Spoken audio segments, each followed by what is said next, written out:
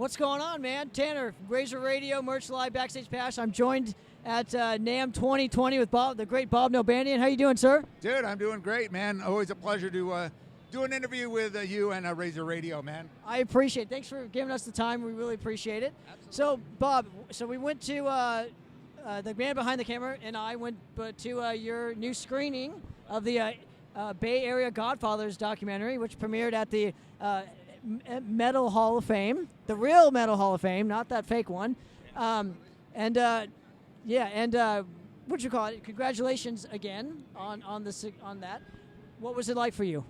It was great, man. I mean, Pat Giswaldo is always great. The previous year we did a screening for the Band vs. Brand movie, and it worked out fantastic. And he hit us up this year, and we had to kind of rush to get a rough edit together so we could, we didn't want to miss the opportunity to do it. So it was kind of a late notice thing, but he got us in there, and it was fantastic. It went over great. People loved it. We got a great response, and we're going to finish up the edit. We're going to do a big Bay Area screening, probably in early March, and DVD should be coming out. DVD and streaming should be coming out by springtime, I would say, this year. Now, is there a big market for the actual DVD as opposed to just streaming it?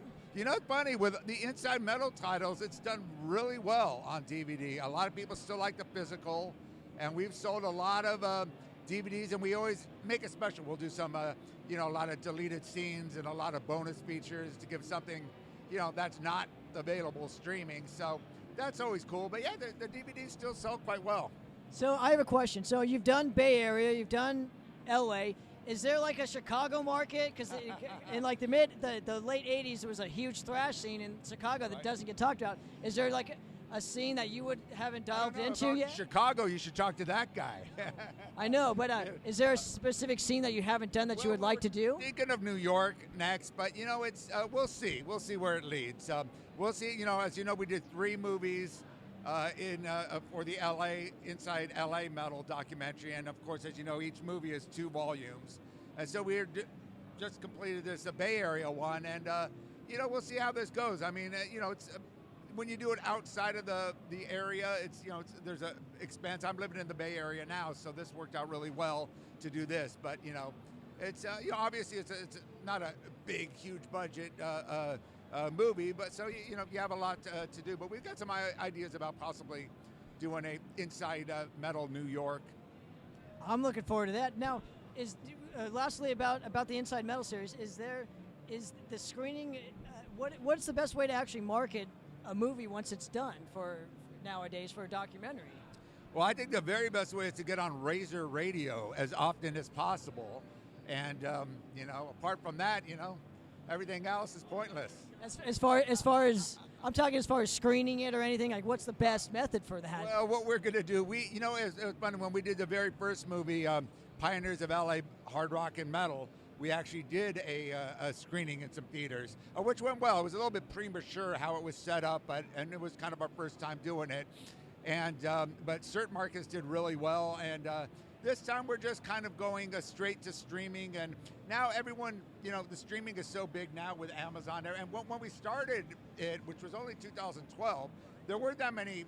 I mean, there are a few rock metal documentaries. Now they're all over the place now with so many opportunities, all the different, Amazon Prime and all these other, obviously, digital outlets. So it makes it, a lot easier for people to do, but it also makes it a lot more clustered. And yes, that one as well. But we're going to, we'll see what, we'll see.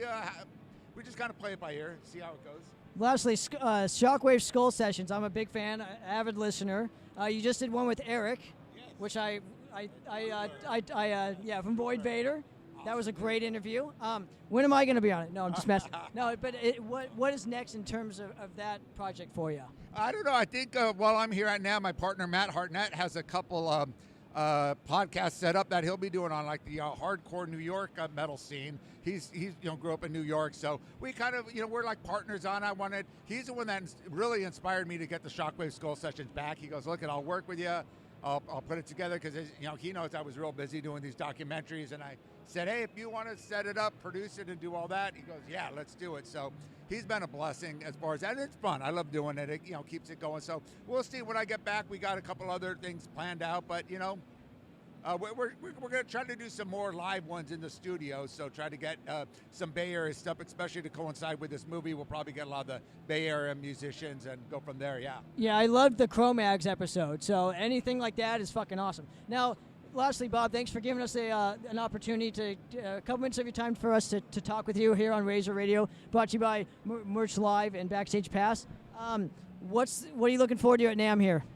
You know, we're going to, I just kind of cruise through and do interviews and stuff with you and whoever else I could run by, and, you know, going to have dinner a little bit later. I don't really do too much business today. You know, we pumped the movie, and it's just a matter of meeting people and doing some PR. It's a fun experience. It's the last. I mean, you don't have Foundations Forum or any of the other cool conventions anymore. So this is you know, this is it. So, you know, it works out pretty well, though. Meet a lot of great people. Thank you so much, Bob, for the opportunity. I really appreciate it, man. Enjoy the rest of Namm. I'm out. Cheers.